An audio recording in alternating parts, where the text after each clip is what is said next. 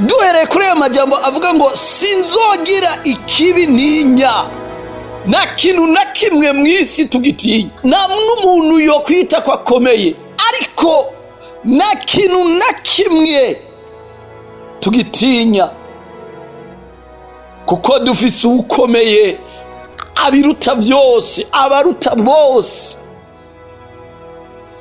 mbere naho noca mu mwanga w'igitutu cy'urupfu, sinzogira ikibi ntinya, kuko uri kumwe nanje. Because you are with me, wewe uri kumwe nanje. Aha rero birakomeye cyane. Acavuga ngo inyobozo yawe n'ubuhiri bwawe nibyo bimpumuriza. uyu mwungere yagendana ubwa mbere inyobozo yo kuragira intama, akubita buke buke ayobora, ariko yagendana n'ubuhiri bwo gukubita ibikoko bitera intama,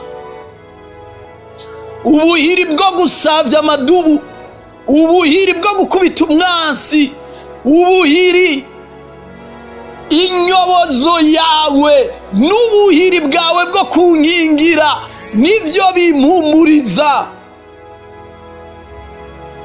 aca agenda avuga ngo kubera iki ufise imigabo itangaje. ku murongo wa 5, imigabo y'Uhoraho untegurira ameza mu maso y'abansi banje.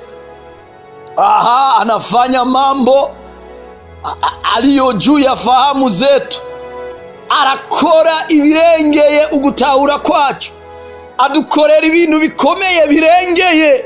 abansi barapanga, abansi bagatega, abansi bakiyumvira, abansi bakimba ibinogo, abansi bagashiraho imitego, ariko Uhoraho adutegurira ameza, adutegurira succès, réussite, victoire, adutegurira honneur imbere y'abansi bacu, imbere y'abadukengera. Uhoraho antegurira ameza imbere y'abansi banje.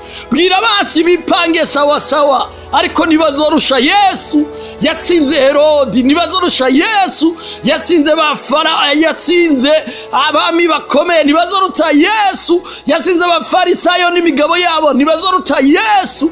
abansi nibipange sawa sawa, ariko bamenye imigabo y'Imana kuri jewe izobatangaza.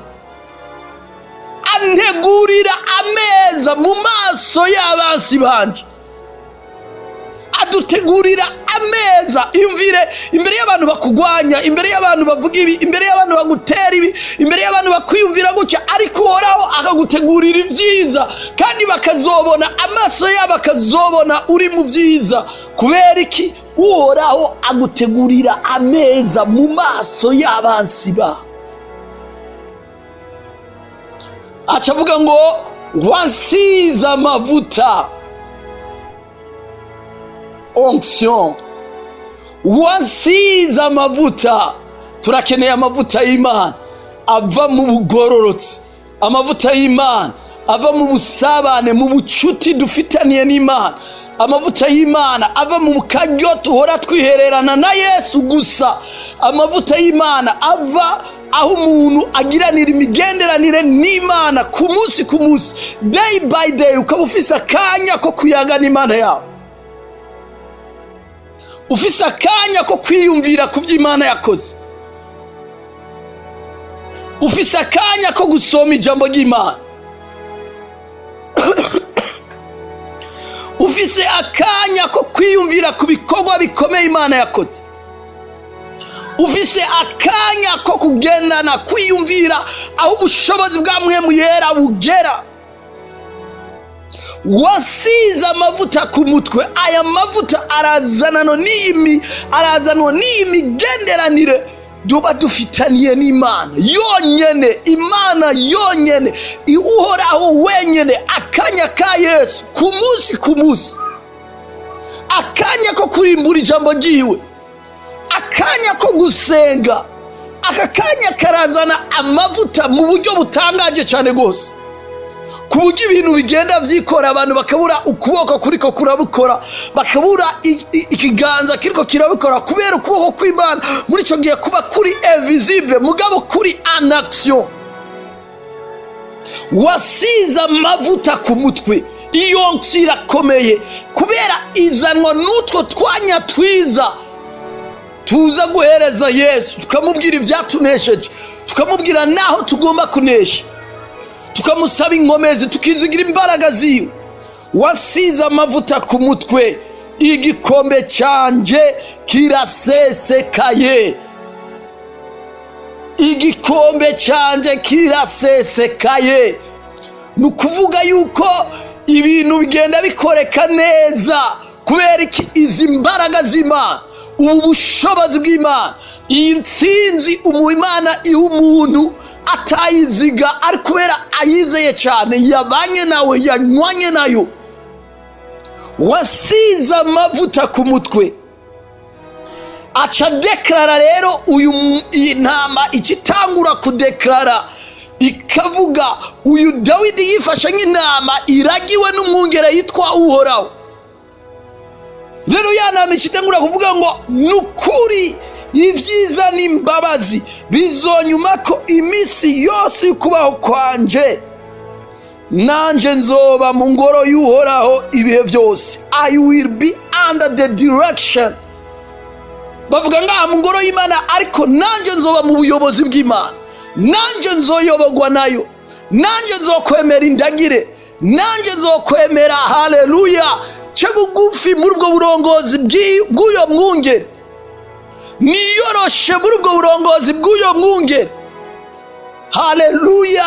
Sizohagarara ku magrade abantu bafise mw'isi, simagarara ku magrade abantu banyita mw'isi, sinohagarara ku cyo abantu bavuga, sinohagarara ku mapromosiyo abantu bagiye bahagarara ko mw'isi, kuko hariyo abantu bagenda bishimira icyo bari, bagenda bishimira icyo bahawe, bagenda bishimira ivyo baronse, bagenda bishimira ibi na biriya.